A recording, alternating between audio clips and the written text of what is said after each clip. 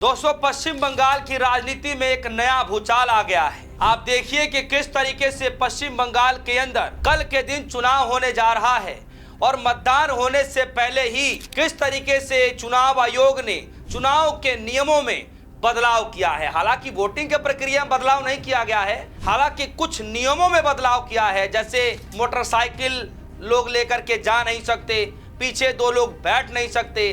साथ ही साथ खबर ऐसी निकल कर आई कि नंदीग्राम से वोटिंग से 48 घंटे पहले बड़ा फेरबदल, इलेक्शन कमीशन ने बदला पुलिस ऑब्जर्वर, पूर्व सीबीआई अधिकारी को कमान दे दी। यानी ये तमाम जो चीजें हैं उस पर फेरबदल की जा रही हैं, नियमों में चेंजेस किए जा रहे हैं, जिसकी वजह से जो वेस्ट बंगाल की मुख्यमंत्री ममता बनर्जी हैं, जिस तरीके से जिस अंदाज में घेरती हुई नजर आ रही है इलेक्शन कमीशन को, चुनाव आयोग को या फिर बीजेपी को, शायद आपको सुनना चाहिए। दरअसल एक वीडियो जो है चुनाव के दौरान जो है ममता बनर्जी लोगों को जो है बता रही थी, उस वक्त इलेक्शन कमीशन के द्वारा जो नियमों में बदलाव किए गए हैं उसको लेकर ममता बनर्जी बड़े गुस्से में थी। सबसे पहले मैं खबर पढ़ देता हूं, उसके बाद ममता बनर्जी के वो वीडियो में सुनाऊंगा और आप इत्मीनान से सुनिएगा भी। सबसे पहले ये जो खबर आई है आज तक की, खबर में लिखा गया है कोलकाता की सड़कों पर 2 रातों के लिए बैन होगी मोटर बाइक्स, चुनाव से पहले जान लीजिए नए नियम। यह प्रतिबंध पूरे कोलकाता महानगर क्षेत्र और दक्षिण 24 परगना के उन हिस्सों में लागू होंगे। यानी चुनाव से ठीक पहले बताया जा रहा है कि किस तरीके से जो मोटरसाइकिल हैं या फिर जो लोग डबल सवारी करते हैं, जैसे एक कोई व्यक्ति जा रहा है, किसी को ऑफिस जाना है, डबल करके चले जाते हैं, किसी के घर में कोई तबीयत खराब है उसको जाना होगा, जिसकी वजह से चुनाव आयोग के इस फैसले को लेकर ममता बनर्जी पूरी तरीके से हमलावर हैं चुनाव आयोग के ऊपर। सुनिए कि जब ममता बनर्जी ने बोलना शुरू किया तो क्या कुछ नहीं सुना दिया, जरा सुनिए। बोल दिया इलेक्शन का 24 घंटा पहले से कोई बाइक नहीं चढ़ेंगे। अरे बाइक में नहीं चढ़ेंगे तो घर जाएगा कैसे? बहुत सारे नकरी करते हैं, दूर दूर गांव में रहते हैं। ये क्या फरमान है? ये फरमान नहीं है, बदमाशी है, बदमाशी, शैतानी है, शैतानी है। ये लोग शैतान है, ये लोग जो चोर है, जुआ चोर जिसको बोलता है। सुना आपने दोस्तों।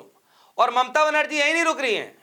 ममता बनर्जी बीजेपी पार्टी पर किस तरीके से प्रहार कर रही हैं या हमला कह रही हैं, जो भी समझ लीजिए आप, पीछे हट नहीं रहे दोस्तों। वैसे भी प्रथम चुनाव का जो है आप कहिए कि जो है कल के दिन वोटिंग होने जा रही है और उससे पहले ही चुनाव प्रचार थम चुका है और जो कि प्रक्रिया का हिस्सा है।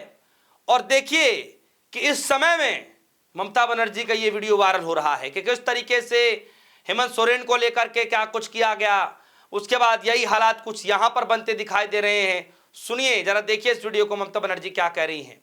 हेमंत सोरेन को वो एविएशन डिपार्टमेंट 4 घंटा रोक दिया, लालगढ़ में मीटिंग में नहीं पहुंचने दिया। बीजेपी सबको कंट्रोल करते हैं।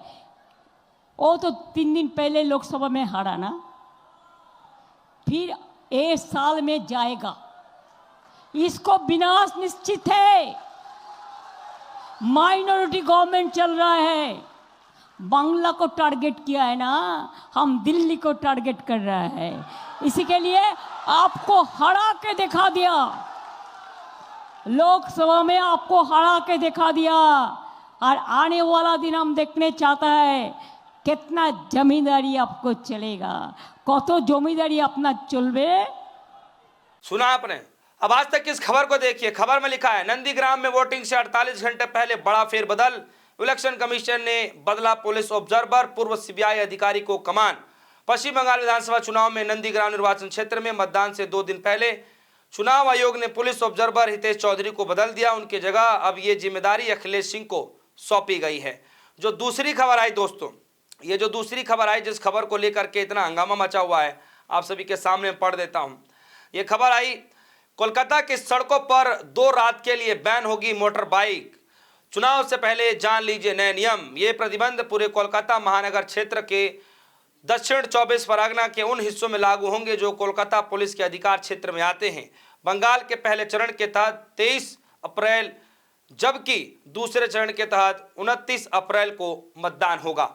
दोस्तों, ये जैसे ही ऐलान किया गया, ममता बनर्जी ने चुनाव आयोग को घेरना शुरू कर दिया।